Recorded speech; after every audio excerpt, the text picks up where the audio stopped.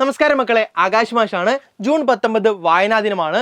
വായനാ ദിനത്തിന്റെ ഭാഗമായി സ്കൂളുകളിൽ ചോദിക്കാൻ സാധ്യതയുള്ള ചില ചോദ്യങ്ങളായിട്ടാണ് മാഷ് ഇപ്പോൾ വന്നിരിക്കുന്നത്. നമുക്ക് എന്ത് ചെയ്യാം, ചോദ്യങ്ങളിലേക്ക് പോവാം. അപ്പോൾ വായനാ ദിനത്തിന്റെ ചോദ്യങ്ങൾ. ആദ്യത്തെ ചോദ്യം ഇതാണ്: മലയാളം ഏത് ഗോത്ര വിഭാഗത്തിൽ ഉൾപ്പെടുന്നു? മലയാളം ഏത് ഗോത്ര വിഭാഗത്തിൽ ഉൾപ്പെടുന്നു എന്നാണ് ചോദ്യം. 4 ഓപ്ഷൻസുകൾ നിങ്ങൾക്ക് കാണാം. അപ്പോൾ ഓപ്ഷൻസുകൾ വായിക്കുന്ന സമയത്ത് അതിൻ്റെ ഉത്തരം എന്ത് ചെയ്യുക, ഉത്തരം നിങ്ങൾക്ക് അറിയെങ്കിൽ അതെന്ത് ചെയ്യുക, അത് കമൻറ്റ് ചെയ്യുക. അടുത്ത സ്ലൈഡിൽ എന്തുണ്ടാവും, അതിൻ്റെ ഉത്തരമുണ്ടാവും. അപ്പോൾ 4 ഓപ്ഷൻസുകൾ നമ്മൾ എഴുതി. മലയാളം ഏത് ഗോത്ര വിഭാഗത്തിൽ പെടുന്നു? സിനോ ടിബറ്റൻ, ദ്രാവിഡം, മലയോ പൊളിറ്റീഷ്യൻ, ആഫ്രോ ടിബറ്റ്. ഇതാണ് നമ്മുടെ ഓപ്ഷൻസുകൾ ഉണ്ടാവുക. അല്ലെങ്കിൽ ഓപ്ഷൻസുകൾ ഉണ്ടാവില്ല. നിങ്ങൾക്ക് ക്വിസ് ആകുമ്പോൾ ഇവിടെ ഒന്നും കൂടി നിങ്ങൾക്ക് എളുപ്പമാകാൻ വേണ്ടി, വേഗത്തിൽ പഠിക്കാൻ വേണ്ടിയിട്ടാണ് ഓപ്ഷൻസ് കൂടി ഉൾപ്പെടുത്തിയത്. മക്കളെ, ഉത്തരം ദ്രാവിഡ ഗോത്രമാണ്. ദ്രാവിഡ ഗോത്രമാണ്, ഓർത്ത് വെക്കണം. മലയാളം, തമിഴ്, കന്നഡ, തെലുങ്ക് ഇതൊക്കെ എന്താണ്, ദ്രാവിഡ ഗോത്രത്തിൽ ഉൾപ്പെടുന്ന ഭാഷകളാണ് എന്ന് കൂടി എന്ത് ചെയ്യുക, ഓർത്ത് വെക്കുക.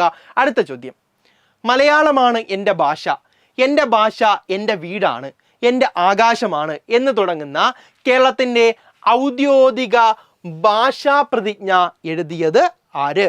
മലയാളമാണ് എൻ്റെ ഭാഷ, എൻ്റെ ഭാഷ എൻ്റെ വീടാണ്, എൻ്റെ ആകാശമാണ് എന്ന് തുടങ്ങുന്ന കേരളത്തിൻ്റെ ഔദ്യോഗിക ഭാഷാ പ്രതിജ്ഞ എഴുതിയത് M Mukundan, ONV Kurup, MT Vasudevan Nair, T Padmanabhan. ആരാണെന്ന് എന്ത് ചെയ്യുക, കമൻറ്റ് ചെയ്യുക. മക്കളെ, ഉത്തരം എന്ന് പറയുന്നത് MT വാസുദേവൻ നായരാണ്. നിങ്ങൾക്ക് ചിത്രത്തിൽ എന്ത് ചെയ്യാം, MTയെ കാണാൻ വേണ്ടി പറ്റും. MT ആണ് കേരളത്തിൻ്റെ ഔദ്യോഗിക ഭാഷാ പ്രതിജ്ഞ എഴുതിയിട്ടുള്ളത്. അടുത്ത ചോദ്യം: മലയാള ഭാഷയ്ക്ക് ശ്രേഷ്ഠ ഭാഷാ പദവി ലഭിച്ച വർഷം ഏതാണ്? 2012, 2013, 2014, 2015. എല്ലാ ചോദ്യങ്ങളും വളരെ ഇമ്പോർട്ടൻ്റ് ആണ്. നിങ്ങൾക്ക് വായനാ ദിനത്തിൽ ചോദിക്കാൻ സാധ്യതയുള്ളൊരു ചോദ്യമാണ്. മലയാള ഭാഷയ്ക്ക് ശ്രേഷ്ഠ ഭാഷാ പദവി ലഭിച്ച വർഷം. മക്കളെ, വർഷം വളരെ ഇമ്പോർട്ടൻ്റ് ആണ്. 2013 ഇപ്പോൾ എന്ത് ചെയ്യുക, ഓർത്ത് വെക്കുക. 2013 മലയാള ഭാഷയ്ക്ക് ശ്രേഷ്ഠ ഭാഷാ പദവി ലഭിച്ചത് എന്ന് എന്ത് ചെയ്യുക, ഓർത്ത് വെക്കുക. അടുത്ത ചോദ്യം: ശ്രേഷ്ഠ ഭാഷാ പദവി ലഭിച്ച ആദ്യ ഭാഷ ഏതാണ്? ക്ലാസിക്കൽ ലാംഗ്വേജ് എന്ന് പറയാറുണ്ട്. ശ്രേഷ്ഠ ഭാഷാ പദവി ഭാഷയ്ക്ക് ലഭിക്കുന്ന അംഗീകാരമാണ്. അത് ആദ്യമായി ലഭിച്ചത് താഴെ തന്നിരിക്കുന്ന ഓപ്ഷനിൽ ഏത് ഭാഷക്കാണ് എന്ന് എന്ത് ചെയ്യുക, അറിയുന്ന ആളുകൾ കമൻറ്റ് ചെയ്യുക. മക്കളെ, ഭാഷ മലയാളമാണോ, തമിഴാണോ, കന്നഡയാണോ, തെലുങ്കാണോ? 2013 മലയാളത്തിന് ലഭിച്ചത്. ആദ്യം ലഭിച്ച ഭാഷ ഇതിൽ തമിഴാണ്. എന്ത് ചെയ്യുക, ഓർത്ത് വെക്കുക. ആദ്യം ലഭിക്കുന്ന ഭാഷ തമിഴാണ്. പിന്നീട് ലഭിക്കുന്നത് സംസ്കൃതത്തിനാണ്. പിന്നീട് എന്ത് ചെയ്യുന്നു, പിന്നീട് തെലുങ്കിന് ലഭിക്കുന്നു, കന്നഡയ്ക്ക് ലഭിക്കുന്നു, മലയാളത്തിൽ ലഭിക്കുന്നു. ഇത്തരത്തിൽ ആദ്യം ലഭിച്ചത് 2004 തമിഴ്, പിന്നീട് ലഭിക്കുന്നത് 2005 സംസ്കൃതം, 2008 തെലുങ്ക്, 2008 തന്നെ കന്നഡ, 2013 മലയാളം. അതിനുശേഷം 2014 ഒഡിയക്കും 2024 ആസാമീസ്, മറാത്തി, പാലി, പ്രാകൃത്, ബംഗാളി തുടങ്ങിയ 5 ഭാഷകൾക്കും ശ്രേഷ്ഠ ഭാഷാ പദവി ലഭിച്ചിട്ടുണ്ട്. 5 എണ്ണം അവസാനം ലഭിച്ചതുകൊണ്ട് ആദ്യത്തെ ആയിരിക്കും ചോദ്യം ചോദിക്കുന്നതിൽ കൂടുതൽ എന്താണ് ചോദിക്കാൻ സാധ്യത. അപ്പോൾ ആദ്യം ലഭിച്ച ഭാഷ തമിഴാണെന്ന് എന്ത് ചെയ്യുക, ഓർത്ത് വെക്കുക. ഒപ്പം മലയാളത്തിന് ലഭിക്കുന്നത് 2013 മെയ് 23 എന്ന് കൂടി എന്ത് ചെയ്യുക, ഓർത്ത് വെക്കുക. 2013 മെയ് മാസത്തിനെ നമുക്ക് എന്ത് ചെയ്യാടാ, മെയ് മാസത്തിൽ നമുക്ക് 5-ാം മാസം എന്ത് ചെയ്യുക, ഓർത്ത് വെക്കുക അല്ലേ. 23, ഇവിടെ 13 നിന്ന് 23 10 വ്യത്യാസമുണ്ട്. ഇതിൻ്റെ പകുതിയാണ് ഇവിടുത്തെ മാസം അഥവാ മെയ് മാസം എന്നെന്ത് ചെയ്യുക, വെറുതെ ഒന്ന് കണക്ട് ചെയ്ത് പഠിക്കുക. 2013 മെയ് മാസം 23, 2013 അതിൻ്റെ വർഷമാണ്, 23 ദിവസമാണ്. ഏതാണ് മാസം എന്ന് ചോദിക്കും. ഇവർ രണ്ടുപേരും തമ്മിലുള്ള വ്യത്യാസത്തിലെ 10ൻ്റെ പകുതിയാണ് മെയ് എന്ന് എന്ത് ചെയ്യുക, ജസ്റ്റ് ഒന്ന് കണക്ട് ചെയ്ത് പഠിക്കാൻ വേണ്ടിയിട്ട് എന്ത് ചെയ്യുക, ഓർത്ത് വെക്കുക. 2013 മെയ് 23 മലയാളത്തിന് ശ്രേഷ്ഠ ഭാഷാ പദവി ലഭിച്ചിട്ടുള്ളത്. അടുത്ത ചോദ്യം: നിളയുടെ കഥാകാരൻ എന്നറിയപ്പെടുന്ന സാഹിത്യകാരൻ? MT Vasudevan Nair, M Mukundan, P Kunhiraman Nair, UA Khader. നിളയുടെ കഥാകാരൻ എന്നറിയപ്പെടുന്ന സാഹിത്യകാരൻ അത് MT വാസുദേവൻ നായരാണ്, ഓർത്ത് വെക്കുക. നിളയുടെ കഥാകാരൻ MT വാസുദേവൻ നായരാണ്. അദ്ദേഹത്തിൻ്റെ വിശേഷണമാണ് ഇപ്പോൾ മാഷ് പറഞ്ഞത്. അതുപോലെ വിശേഷണത്തിൽ അറിയപ്പെടുന്ന മറ്റ് സാഹിത്യകാരന്മാരെ കൂടി നമുക്ക് കാണാൻ വേണ്ടി പറ്റും. നിളയുടെ കഥാകാരൻ MT വാസുദേവൻ നായരാണ്. മയ്യഴിയുടെ കഥാകാരൻ എന്നറിയപ്പെടുന്നത് M മുകുന്ദനാണ്. നിളയുടെ കവി പി കുഞ്ഞിരാമൻ നായരാണ്. തൃക്കാട്ടൂരിന്റെ കഥാകാരൻ UA ഖാദറാണ്. ഇത്തരത്തിൽ എന്ത് ചെയ്യാണ് സ്ഥലപ്പേരുമായി ബന്ധപ്പെട്ട് സ്ഥലപ്പേരുകളുടെ കഥാകാരൻ എന്നറിയപ്പെടുന്ന സാഹിത്യകാരന്മാരുണ്ട്. നിളയുടെ കഥാകാരൻ നിള ഭാരതപ്പുഴയാണ്. നിളയുടെ കഥാകാരൻ MT വാസുദേവൻ നായർ. മയ്യഴിയുടെ കഥാകാരൻ M മുകുന്ദൻ. നിളയുടെ കവി പി കുഞ്ഞിരാമൻ നായർ. തൃക്കാട്ടൂരിന്റെ കഥാകാരൻ UA ഖാദർ. എന്ത് ചെയ്യുക ഓർത്ത് വെക്കുക. അടുത്ത ചോദ്യം, മലയാളത്തിലെ ഓർഫ്യൂസ് എന്നറിയപ്പെടുന്ന കവി ആര്? വയലാർ, അക്കിത്തം, വള്ളത്തോൾ, ചങ്ങമ്പുഴ. മലയാളത്തിലെ ഓർഫ്യൂസ് എന്നറിയപ്പെടുന്ന കവി, അദ്ദേഹത്തിന്റെ രചനയാണ് രമണൻ എന്ന് പറയുന്ന ആ മനോഹരമായ കവിത. അദ്ദേഹത്തിന്റെ രചനയാണ് വാഴക്കുല എന്ന് പറയുന്ന കവിത. ചിത്രത്തിൽ ആരാണ്? ഈ കൂട്ടത്തിൽ ചങ്ങമ്പുഴയാണ്. ചങ്ങമ്പുഴയാണ്, ഓർത്തു വെക്കണം. മലയാളത്തിലെ ഓർഫ്യൂസ് എന്നറിയപ്പെടുന്ന കവി അത് ചങ്ങമ്പുഴയാണ്. ഓക്കെ, അടുത്തത്, ചങ്ങമ്പുഴയെ നക്ഷത്രങ്ങളുടെ സ്നേഹഭാജനം എന്ന് വിശേഷിപ്പിച്ചത് ആര്? ചങ്ങമ്പുഴയെ നക്ഷത്രങ്ങളുടെ സ്നേഹഭാജനം എന്ന് വിശേഷിപ്പിച്ചത് കൂട്ടത്തിൽ MT വാസുദേവൻ നായർ, ജോസഫ് മുണ്ടശ്ശേരി, ഇടശ്ശേരി രാഘവൻ പിള്ള, T പത്മനാഭൻ. ഇതിൽ ആരാണ് ചങ്ങമ്പുഴയെ നക്ഷത്രങ്ങളുടെ സ്നേഹഭാജനം എന്ന് വിളിച്ചത്? അത് ജോസഫ് മുണ്ടശ്ശേരിയാണ്. മക്കളെ, ജോസഫ് മുണ്ടശ്ശേരി കേരളത്തിലെ ആദ്യത്തെ വിദ്യാഭ്യാസ മന്ത്രിയാണ്. ആര്? ജോസഫ് മുണ്ടശ്ശേരി. അദ്ദേഹമാണ് ചങ്ങമ്പുഴയെ നക്ഷത്രങ്ങളുടെ സ്നേഹഭാജനം എന്ന് വിളിച്ചിട്ടുള്ളത്. അടുത്ത ചോദ്യം, നാം അനുഭവിക്കാത്ത ജീവിതങ്ങളെയെല്ലാം നമുക്ക് വെറും കെട്ടുകഥകൾ മാത്രമാണ്.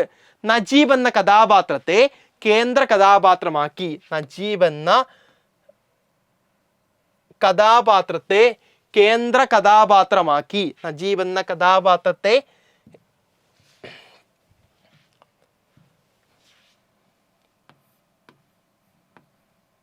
കേന്ദ്ര കഥാപാത്രമാക്കി ബെന്യാമിൻ എഴുതിയ ഏത് നോവലുമായി ബന്ധപ്പെട്ടതാണ് തന്നിരിക്കുന്ന പ്രസ്താവന? അപ്പോൾ രണ്ട് സൂചനകൾ നമുക്ക് ഈ ചോദ്യത്തിലുണ്ട്. ഒന്ന്, നാം അനുഭവിക്കാത്ത ജീവിതങ്ങളെയെല്ലാം നമുക്ക് വെറും കെട്ടുകഥകൾ മാത്രമാണ്. അത് ഏത് നോവലിലാണെന്ന് എന്ത് ചെയ്യുക ഓർത്ത് വെക്കുക. രണ്ടാമത്തത്, നജീബ് എന്ന കഥാപാത്രം ബെന്യാമിനിന്റെ ഏതോ ഒരു നോവലിലെ കഥാപാത്രമാണ് എന്ത്? നജീബ് എന്ന് പറയുന്ന കഥാപാത്രം. അപ്പൊ രണ്ട് സൂചനകളുണ്ട്. ഏതാണ് നോവൽ എന്നാണ് ചോദിക്കുന്നത്.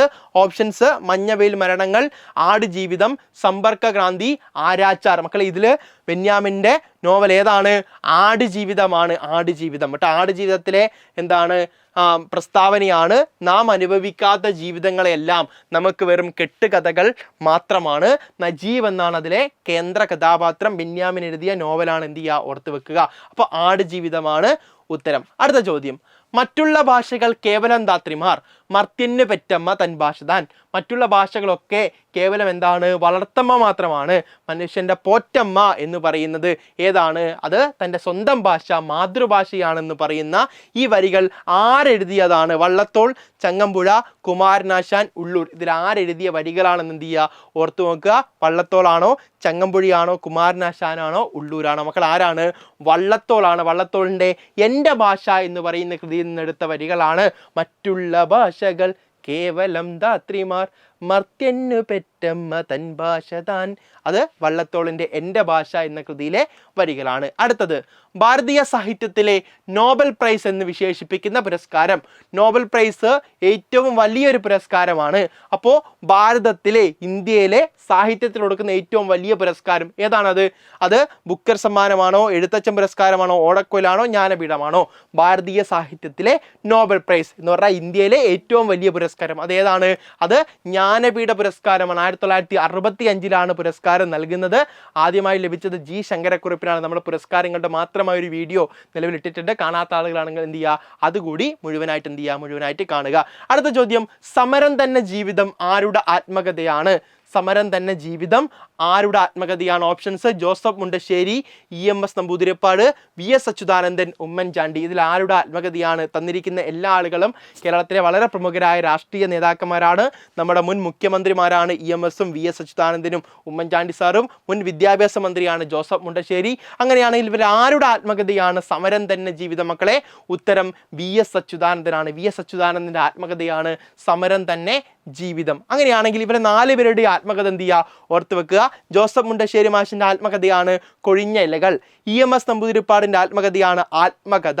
സമരം തന്നെ ജീവിതം VS അച്യുതാനന്ദന്റെ ആത്മകഥയാണ്. ഉമ്മൻചാണ്ടി സാറിന്റെ ആത്മകഥയാണ് കാലം സാക്ഷി എന്നെന്ത് ചെയ്യുക ഓർത്ത് വെക്കുക. ഉമ്മൻചാണ്ടി സാറിന്റെ ആത്മകഥ കാലം സാക്ഷി. അടുത്ത ചോദ്യം, 6 മലയാളിക്ക് 100 മലയാളം, അരമലയാളിക്കൊരു മലയാളം, ഒരു മലയാളിക്ക് മലയാളമില്ല. ഈ വരികൾ ആരുടേതാണ്? 6 മലയാളിക്ക് 100 മലയാളം, അരമലയാളിക്കൊരു മലയാളം, ഒരു മലയാളിക്കും മലയാളമില്ല. ഈ വരികൾ ആരുടേതാണ്?